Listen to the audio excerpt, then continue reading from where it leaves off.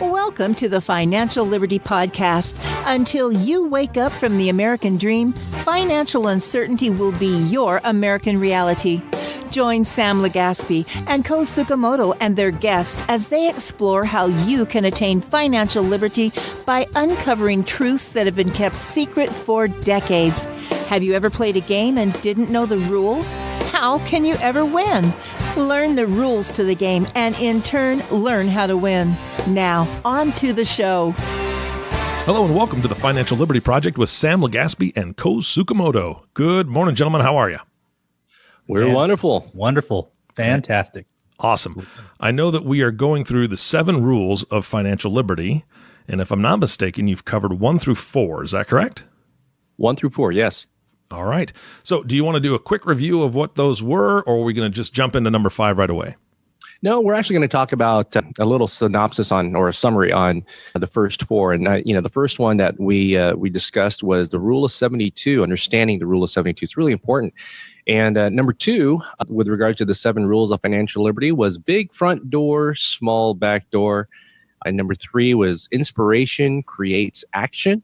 Number 4 is transform your money habits. And today, we're going to be talking about number 5 and number 6.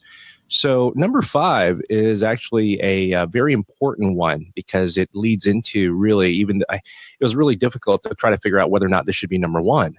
But, for a reason, we thought number 1 should be the Rule of 72. But for another reason, this could very well be number 1, even though it's number 5, right? It is replace and or exceed your earned income sooner than later. And even though that's the title of number 5, the substance behind this particular rule is very, very, very important. And, a lot of times, we run into a lot of people in doing this and in our speaking, in our conventions and just one-on-ones. What happens is that we end up speaking to individuals that we ask them, so, what is it you need to know, or what amount of money do you need to retire? I mean, if let's say you were to lose your job today, what amount of income do you need today and for the rest of your life? And most of the time, the answer is what? I don't know. I never even thought about it. So Exactly. I just actually talking to someone this afternoon about that very subject. And he had called me over the weekend and he was, describing to me all the things that he's trying to do to, take some money that he's got invested. And he's basically trying to become a stock trader, like a day trader. And he's studying companies and he's trying to, turn a profit investing in these stocks. And, I listened to him for a while, but I asked him the same thing you just now said, Sam, which is, well, what's your goal? I mean, like, what are you trying to replace? Are you trying to create something that will provide the income that you need for the rest of your life? And he went silent. He didn't even know what I was talking about. And after we talked a little bit further, he said, I get what you're talking about. It's great to make money in the stock market, but the thing is, what's my goal? What is it that I'm trying to accomplish?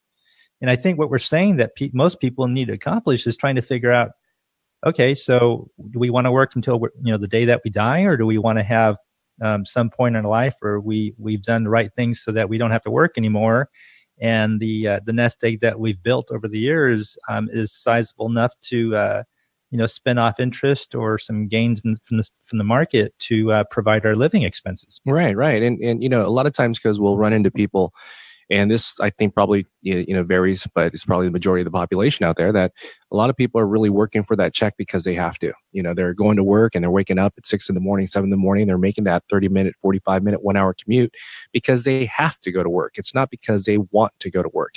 And we want to get it to a point where we're going to work and because we want to, because it's we're taken care of, and there's not any reasons for us to have to go to work. Right. I mean, another way to look at it, I think, is not that we're all track stars, but probably most of us at some point in our life, probably high school, ran track. We had to go cross country, and our lungs hated it. But can you imagine being a marathon runner, Sam? And you show up at the race, and you don't know if it's a 2K or 25K or whatever K. They won't tell you. You're right. You're going to run until they tell you that the race is over. And how are you going to know if you're going to be able to last that long, or if if it's too short of a race for you? Can you imagine just doing that? I mean, you've got to have an end goal in mind. And that's true for a lot of things, whether it's a basketball game, a marathon, or saving for retirement. You've got to have some end point that you're trying to get to. Professional golfers, a lot of times what they'll do is they'll look at a tournament, and in this tournament, they will try to predict what the winning score is going to be.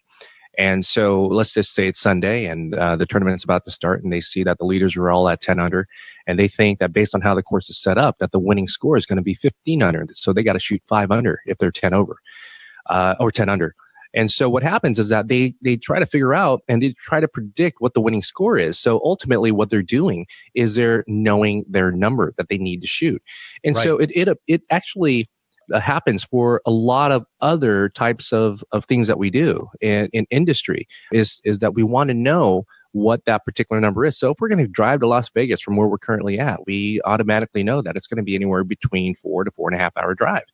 And maybe just a 1 hour flight. We just automatically know that. So we can, by understanding and knowing that, we can make plans around it. So it would really be, it would be disappointing or it'd suck if someone said to you, hey, Coz, how long is it going to take to do something for me? Whatever it is, whether it's build my patio or whatever. And then you respond, or you ask that person, the person responds to you and says, I don't know. Well, if he doesn't know the answer to how long it's going to take, then you can't plan around it. It's madness. It's madness. But that's how most people will, go through 30, 40 years of working, and they're just kind of aimlessly wandering through life. So another individual I'd spoken to yesterday had, about 40 years of work history for a single company. And this person is now having to face, forced departure from the company that he's worked for 40 years. And he had no idea whether he was prepared or not. Can you imagine working for 40 years and not knowing if you're okay? And, you're not 20 years old anymore. You are now 60. And fortunately, that individual in 5 minutes with me on the phone figured out that he had saved enough money and he had enough in pension that he just miraculously and by luck ended up having enough money to retire. But most cases, that's not what happened. It's the complete opposite, where they find out I'm too old to do anything about it, but I'm going to be broke. Right. So number 5, Coz, when it comes to the 7 rules of financial liberty, replace and or exceed your earned income sooner than later, is simply if you're making $50,000 now, okay, let's just say you're in your mid-20s, you're making $50,000, and you have discovered that $50,000 provides you with maximizing your 401k plan, it provides for your expenses, and it provides basically for your all your living necessities. And you figure that if you lost your job, you would need $50,000 a year of income to continue your lifestyle. Well, it would be wonderful, wouldn't it, Coz, if, over the course of the next 10 or 15 or 20 years that you amassed a small fortune or you amassed an investment portfolio that was able to distribute an income to you of $50,000 a year. So what you're basically doing is replacing your earned income with passive income. And you hear it a lot of times. I mean, a lot of the real estate people talk about it. A lot of the stock people, they talk about it.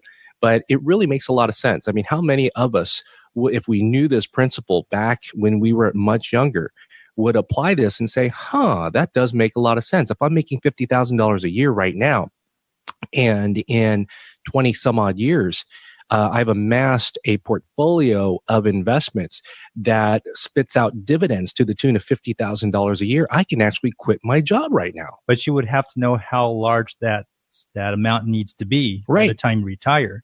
And we call that what? Knowing your number, right? Know your number. So, ladies and gentlemen, that's the phrase here that you need to walk away with is know your number. Right. Everyone has a number. You need to know what it is. We have kids. I'm trying to get my daughter to understand that at some point she's going to start working, she's going to graduate college, and she's going to have to know what her number is. And so if she is she's 17 right now, you listeners are probably a little bit older, but you all have to figure out what is your number. So let's just take the example Sam was giving. You're making $50,000 a year. If I do the quick math and say, okay, let's just say you can make let's say arbitrarily 6% during retirement, which is kind of a high number, but let's just say you can do that, then you probably need about $800,000 in retirement in order to produce that $50,000 a year of income passively without you having to go out the door and every morning go to work.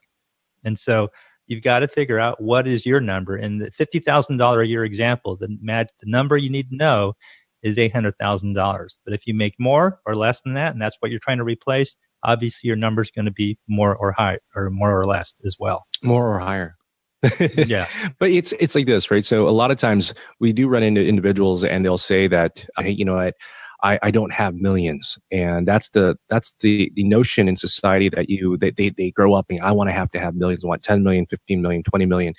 And some individuals, they want to be, you know, they want to have 100 million, and that's perfectly fine. Dream big if you possibly can, and you can go ahead and achieve it. Wonderful. But the reality is that if you can actually figure out what it is you need on a yearly basis, and you'll be able to figure out and just do some reverse engineering, you'll be able to figure out what type of amount of assets you need at the very end that can generate that particular amount of income. So we spoke to this one individual. And, you know, they had about $700,000, and they were saying that they needed about $60,000 a year to live off of, because running a plan for them, we figured out, you know, based on what they had and their lifestyle, that $60,000 was more than enough for them to achieve the lifestyle of their dreams. And that did not include Social Security, by the way. So what ended up happening is that they realized that $700,000, that if they amassed another $300,000, which made it $1 million at 6% got them at $60,000. So they were figuring, you know what, we're only $300,000 away. This group of individuals, they just truly had no idea. They were struck in amazement that they were pretty much that close. They still had a few years to retire, actually several years to retire, but they were just overjoyed to understand that you know, as far as the race was concerned, they were pretty much close to finishing the race. They were only $300,000 away from $1 million at 6%, which was $60,000. Now, let's just assume, Coase, that they had to leave their company and they needed to retire. They were forced for some reason or another, and that $700,000 is all they had, but they needed $60,000 a year to live off of. Well, that's close to what? Almost 10%. And 10%, ladies and gentlemen, is a number which, historically speaking, doesn't necessarily work out very well in the long term. You end up potentially losing and actually outliving your money, which is not the goal for anybody. You know, so it's really understanding what your number is. And for, you know, Melissa, it could be 15,000. For Caitlin, it could be 10,000. For Brooke, it could be 5,000 a month to live off of. But you got to understand what those numbers are. And it's just a really simple reverse calculation to figure out how much money you need to amass and at what percentage you'll be able to go ahead and generate from that amount of money to generate the income that you need. So know your numbers, really important, right, Coase?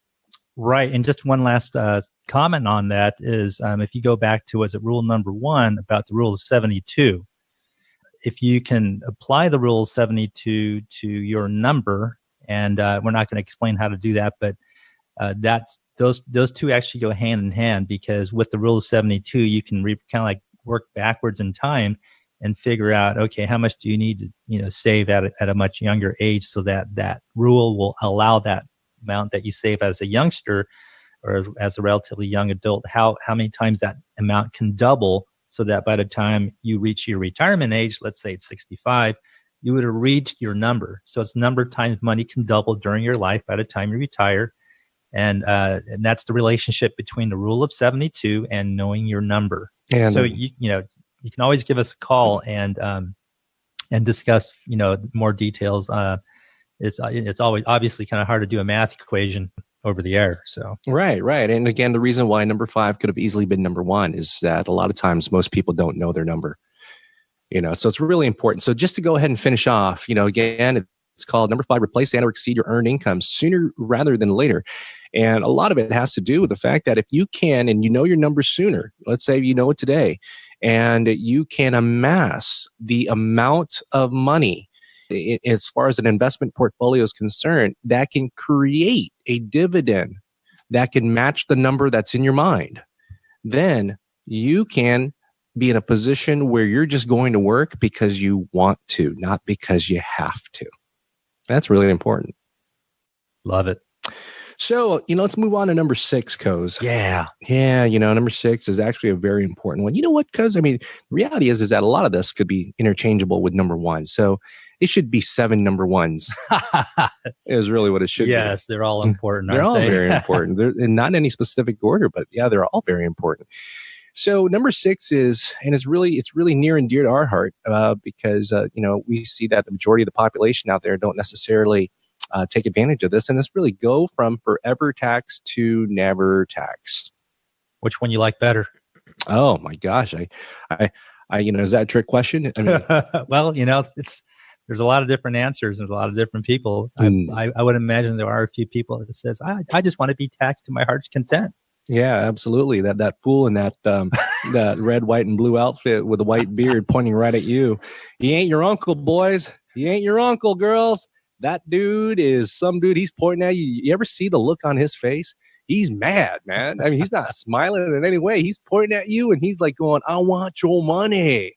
And so if we can avoid that guy, otherwise known as Uncle Sam, if we can avoid that guy as much as possible legally, we're going to be in a much better situation. And there's laws that have been put in place over the past several years that people just don't take advantage of, right? Oh, way too often. So that's why we're talking about it today. So what do we got for that rule, Sam? Well, okay. So, with trillions of dollars amassed in retirement assets for the U.S., right? And varying retirement accounts. I mean, there's over, $8 trillion in retirement assets? In retirement assets. If you think about it, we all think of it as a gift from the government to go ahead and bury assets. I mean, if we put money in a 401k plan, we have a tax benefit by doing so.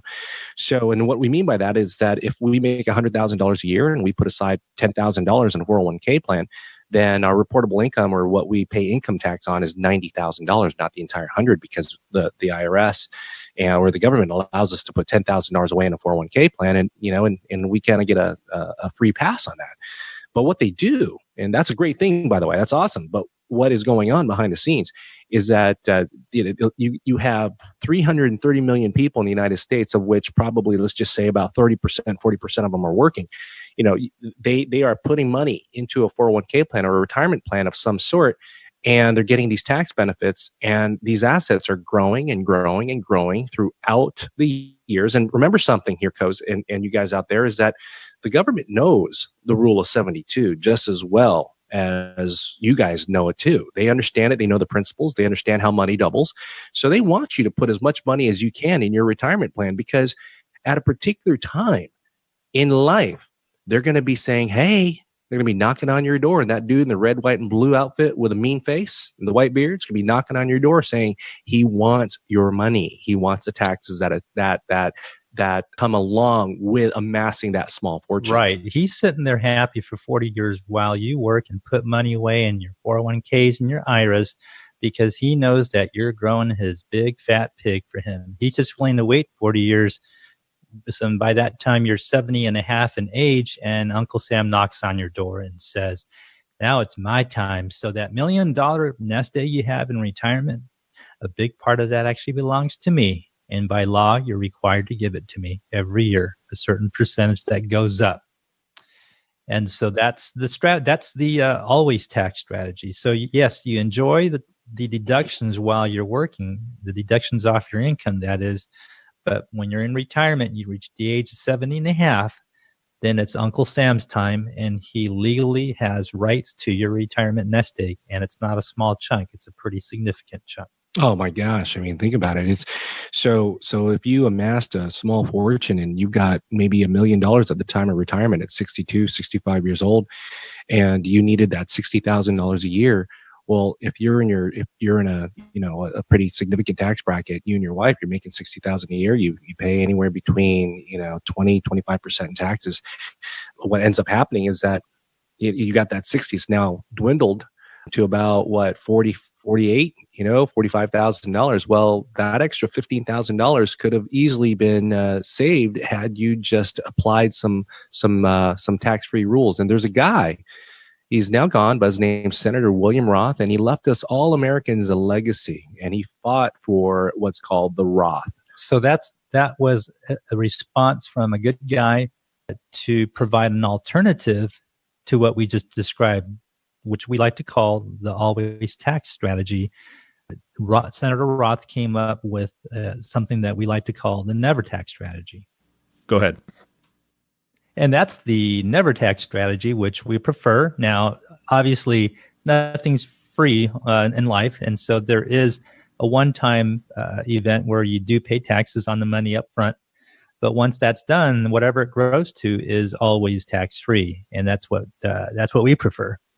So that's called the never tax strategy. And that's the alternative that Senator Roth, about 20-something years ago, brought to us, but most people don't know about it. And because of that, most people will default to the always tax strategy. I would say about 95% of the population does that.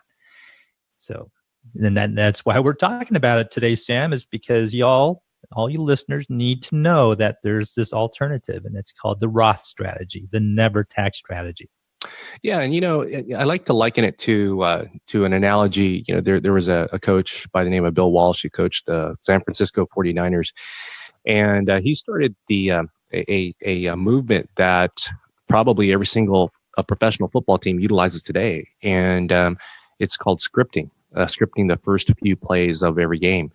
And interestingly enough, Bill Walsh decided to script a play where the plays were premeditated. They were created before the actual game, and they were going to run these plays. And they had options and audibles for each play. But what Bill Walsh, the reason for him doing these particular plays is that it wasn't a strategic genius that he had, that he utilized it. He didn't just sit back in his room and say, let me figure out how I can use my genius mindset to throw the other team off. He scripted plays because he got very nervous before every game. And because he got very nervous before every game, he realized that emotions really got into his being, and he would call plays that weren't necessarily called for. So he ended up scripting plays. And so every single professional NFL team utilizes that particular strategy today. Well, how I look at it is that Senator William Roth left a legacy. And if you can compare him to a Bill Walsh, if we only utilized the legacy of the Roth IRA, the Roth 401k, to our advantage, he's going to change the lives of so many Americans for generations to come. Because in the end, here's the key, right, Coz, is that we asked people left and right in our workshops is, what is your largest expense? We'll be in a group in front of 200, 300, sometimes 10. And we'll ask them this question. The question again is, what is your largest expense that you will ever spend, have in your entire life? And a lot of times, Coz, they start saying what? My wife or my husband or my kids, my kids, mortgage, health. Yeah. Yeah. So they'll say a variety of things, right? Right. But they don't realize their largest expense is taxes. Not Texas, but taxes. Taxes. And it's an amazing, because we've asked that question probably to 50,000 people, and we may have had 2 people, and only because they came to a workshop before. But almost literally no one ever thinks that taxes are their greatest expenses or expense in life. Yeah, and that's really interesting psychologically speaking, because I think the system, which is the family, the government, the schools, have us all trained to think that paying taxes it's like breathing. It's part of what we do. And so we're not trying to think that it's actually depleting our resources, financially speaking, for our future and our family. But again, Senator Roth provided this alternative, which we like to call the never tax strategy. And that's something that for all you listeners to really seriously consider, going through an exercise to decide for yourself whether that makes sense for you and your family. And you know what? The strategy is more complex than just listening to us saying, oh, all right, just put money inside a Roth 401k or a Roth IRA. There is a lot that goes to it. Of course, it starts out with contributing to a Roth type of vehicle. But for the most part, if you already have a tax time bomb in the form of a 401k and it's worth $500,000, there is a strategy to deplete that 401k and move the assets on over to a Roth version of it so that that money can grow tax-free or tax-deferred. Well, it's actually tax-free. And then when you decide to take that money out, that money will remain tax-free. So if your asset grows, let's say hypothetically to $1 million, that $1 million belongs 100% to you. None of it goes to the government. Whereas the always tax strategy, when you turn 70 and a half, or whenever you take money out, it's going to get taxed. A big part of it's going to go to the government. So you have a choice there. And Right. the benefit of not ever having to be taxed again is that you don't have to declare that income on your taxes. So it helps you be able to take Social Security tax free as well, because Social Security is designed to be taxed if you have too much taxable income. So if you can keep that low, Roth helps you do that. Then you have a better chance of taking Social Security without giving up any piece of that to the government as well. Right. So that's it for number 6, which again should be the 6th number 1 of the 7 rules of financial liberty. So we're going to go into number 7 here, and this is also very important. It's probably pretty much, it tallies everything up and it concludes everything, because this is, in our opinion, one of the most significant tie-ups with regards to what it is that we talk about. And the first, before mentioning the title of number 7, I just want to say, if you can just imagine playing football, okay? Imagine playing any type of sport, whether it's soccer, hockey, basketball, baseball, and you don't know the rules. You just don't know the rules of how to play it. How would you know that for every 10 yards in football, that every 10 yards cross equates to a new set of 4 downs? Or that the hockey puck actually has to cross the goal line before the buzzer sounds in order for it to count? How about if you didn't know that? How about if you didn't know that the difference between 2 points and 3 points is a line on the outside of an arc in basketball? That if you shot the ball outside that arc, it would equate to 3 points, but 6 inches closer would equate to 2 points. If you didn't know these things, how would you be able to strategize or even win the game? So tying it all up, number 7 is learn the rules of the game. And it's really important because, ladies and gentlemen, we are all playing a game. We wake up in the morning, and for some of us, we do the same thing every single day, just a different day. But for the most part, it's a game that we play. And the game is something that if you don't know the rules, just like anything else, you'll find yourself just playing the board game Monopoly forever without ever having a conclusion to it. Or worse, you'll be losing. I mean, you're going to feel a lot of grief and pain because, it's just like any other game. If you play without understanding the rules, you're going to get hurt. Right. And it's just that in this game of life, the hurt is measured in hundreds of thousands of dollars, if not more.